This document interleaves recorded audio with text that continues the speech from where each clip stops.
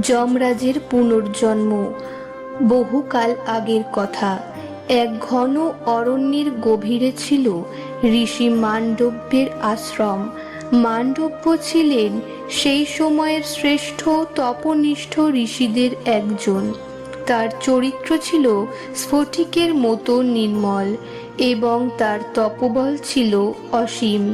তিনি কেবল পণ্ডিতই ছিলেন না, বরং তিনি ছিলেন কৃচ্ছ সাধনার মূর্ত প্রতীক। দিনের পর দিন ঋতু পরিবর্তনের তোয়াক্কা না করে তিনি মৌন ব্রত পালন করতেন। তার আশ্রমের পরিবেশ ছিল স্বর্গীয়। সেখানে বাঘ আর হরিণ একই ঘাটে জল খেত, কারণ ঋষির অহিংসার তেজ বনের হিংস্র পশুদেরও শান্ত করে দিয়েছিল। ঋষি মান্ডব্য তার দুই হাত ওপরে তুলে প্রখর সূর্যের দিকে তাকিয়ে থাকতেন ঘন্টার পর ঘন্টা। তার ধ্যান যখন গভীর হতো, তখন তার শরীরের চারপাশে এক অলৌকিক জ্যোতিবলয় তৈরি হতো। একদিন একদল ধূর্ত চোর রাজপ্রাসাদে শীত কেটে রাজকোষের মূল্যবান ধনরত্ন লুণ্ঠন করে পালালো। সৈন্যরা তাদের পিছু নিল। চোরেরা যখন দেখল সৈন্যরা তাদের প্রায় ধরে ফেলেছে, তখন তারা দিশেহারা হয়ে বনের ভেতর ঋষি মান্ডব্যের আশ্রমের দিকে ছুটে গেল। সেই সময় ওই রাজ্যের রাজা ছিলেন অত্যন্ত প্রভাবশালী, কিন্তু কিছুটা বিচার বুদ্ধিহীন। রাজার সৈন্যরা যখন বনের গভীরে প্রবেশ করছিল, তখন বনের শান্ত পরিবেশ যেন হঠাৎ এক রণক্ষেত্রে পরিণত হলো। সেনাপতি ছিলেন অহংকারী এবং নিষ্ঠুর। তিনি মনে করতেন ক্ষমতার জোরে যে কোনো সত্যকে পদদলিত করা যায়। মান্ডব্য ঋষির আশ্রমে পৌঁছে সৈন্যরা যখন লুণ্ঠিত ধনরত্ন উদ্ধার করল, তখন সেনাপতির মনে এক কুৎসিত আনন্দ হলো। তিনি ভাবলেন, একজন ঋষিকে চোর হিসেবে ধরতে পারা মানে রাজার কাছে নিজের বীরত্ব প্রমাণ করার এক সুবর্ণ সুযোগ। তারা দেখল ঋষি নিমিলিত চোখে ধ্যানে মগ্ন। চোরেরা সুযোগ বুঝে তাদের লুণ্ঠিত স্বর্ণমুদ্রার থলিগুলো ঋষির আসনের পেছনে লুকিয়ে রাখল এবং নিজেরাও আশ্রমের বিভিন্ন কোণে আত্মগোপন করল। কিছুক্ষণ পরেই ঘোড়ার খুরের শব্দে বন কেঁপে উঠল। রাজার প্রধান সেনাপতি তার সৈন্যদল নিয়ে আশ্রমে পৌঁছালেন। ধ্যানমগ্ন ঋষিকে দেখে সেনাপতি গর্জে উঠলেন, হে ভণ্ড তপস্বী, চোরেরা কোথায়? তুমি কি তাদের আশ্রয় দিয়েছ? কথা বলছো না কেন? ঋষি মান্ডব্য তখন ব্রহ্মজ্ঞানে লীন। তার মৌন ব্রত চলছে। তিনি বাহ্যিক জগতের কোনো শব্দই শুনতে পাচ্ছিলেন না। ঋষির নীরবতাকে সেনাপতি তার ঔদ্ধত্য এবং চোরদের সাথে যোগসাজশ বলে ধরে নিলেন। সৈন্যদের আদেশে আশ্রম তছনছ করা হলো।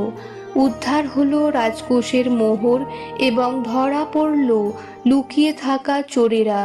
সেনাপতি ক্রোধে অন্ধ হয়ে বললেন, এই সাধু বেশধারী চোরদের সর্দারকে এখনই বন্দী করো।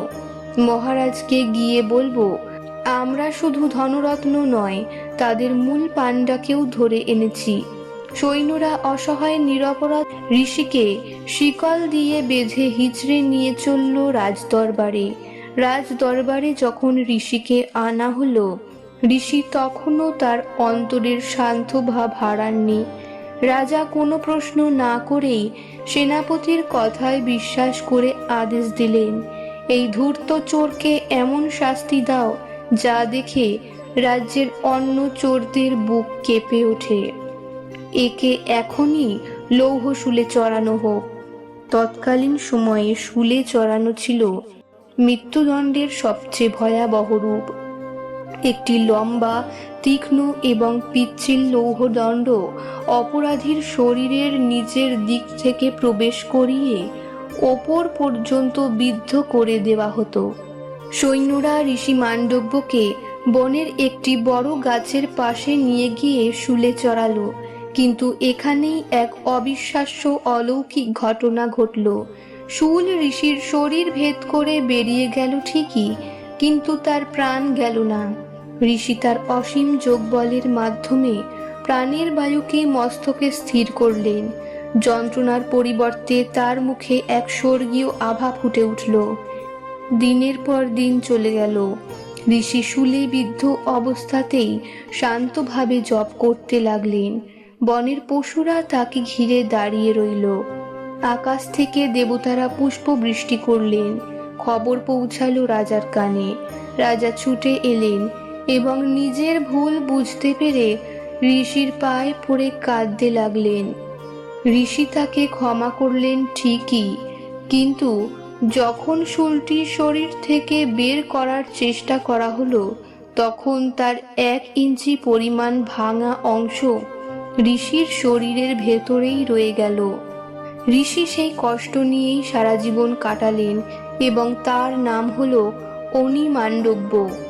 ঋষি মান্ডব্য তার তপবলে শরীর ত্যাগ করে সরাসরি ধর্মরাজ যমরাজের সভায় উপস্থিত হলেন।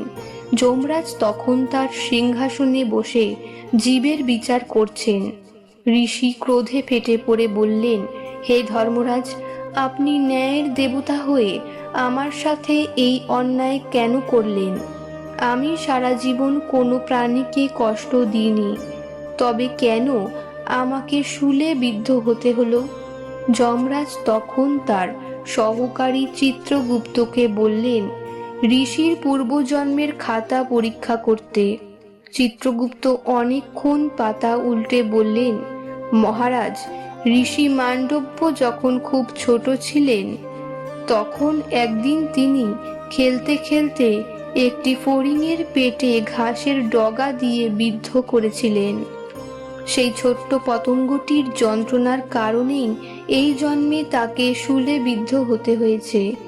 এই কথা শুনে ঋষি মান্ডব্য তীব্র প্রতিবাদ করে বললেন, ধর্মরাজ, আপনি কি শাস্ত্র জানেন না? শাস্ত্র বলে 12 বছর বয়স পর্যন্ত কোনো শিশুর কর্মকে পাপ বা পুণ্য বলে গণ্য করা যায় না, কারণ সেই বয়সে শিশুদের বিচার বুদ্ধি থাকে না। আপনি এক শিশুর অবুঝ মনের ভুলের জন্য এক ব্রহ্মজ্ঞানী ঋষিকে এমন কঠোর শাস্তি দিলেন। আপনি ন্যায়ের আসনকে কলঙ্কিত করেছেন। আপনি এই সিংহাসনের অযোগ্য। ঋষি মান্ডব্য তার হাতের কমণ্ডলু থেকে জল নিয়ে অভিশাপ দিলেন, হে যমরাজ, তুমি যখন ধর্মের সূক্ষ্ম বিচার করতে ব্যর্থ হয়েছ, তখন আমি তোমাকে অভিশাপ দিচ্ছি। তোমাকে তোমার দেবত্ব হারিয়ে মর্তলোকে একজন মানুষের ঘরে জন্মাতে হবে। তুমি কোনো রাজবংশে নয়, বরং এক শূদ্র দাসীর গর্ভে জন্মগ্রহণ করবে এবং সারা জীবন তোমাকে মানুষের দাসত্ব করতে হবে।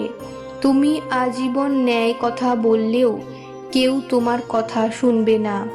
এই অভিশাপের ফলেই মহর্ষি বেদব্যাসের কৃপায় এবং অম্বিকা অম্বালিকার দাসীর গর্ভে যমরাজ জন্মগ্রহণ করলেন বিদুর হয়ে।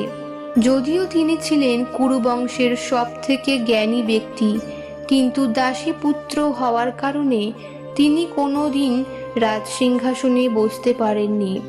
বিদুর ছিলেন ধর্মের অবতার। তার বিদুর নীতি আজও আমাদের সমাজ ও রাজনীতিতে প্রাসঙ্গিক। মহাভারতের যুদ্ধের আগে বিদুর বারবার ধৃতরাষ্ট্রকে সতর্ক করেছিলেন, কিন্তু ধৃতরাষ্ট্র তার মোহ ও পুত্রের প্রতি ভালোবাসার কারণে বিদুরের ন্যায় কথা শুনতে পাননি, যা ছিল ঋষি মান্ডব্যের অভিশাপের ফল। যমরাজ ও ঋষি মান্ডব্যের এই কাহিনী আমাদের শেখায় যে আপনি যত বড় শক্তিশালী বা বড় পদাধিকারী হন না কেন, ন্যায়ের বিচারে যদি সামান্যতম পক্ষপাতিত্ব বা ভুল থাকে, তবে তার ফল ভোগ করতেই হবে। বিদুর হয়ে জন্মানোর পর যমরাজ কিন্তু বিলাপ করেননি, বরং তিনি সেই দাসী পুত্রের জীবনকেই ধর্মের প্রচারের জন্য উৎসর্গ করেছিলেন। এই রকম আরও পৌরাণিক কাহিনী জানতে আমাদের চ্যানেলটি সাবস্ক্রাইব করুন এবং ভিডিওটি লাইক করে আপনার মতামত কমেন্টে জানান। ধন্যবাদ।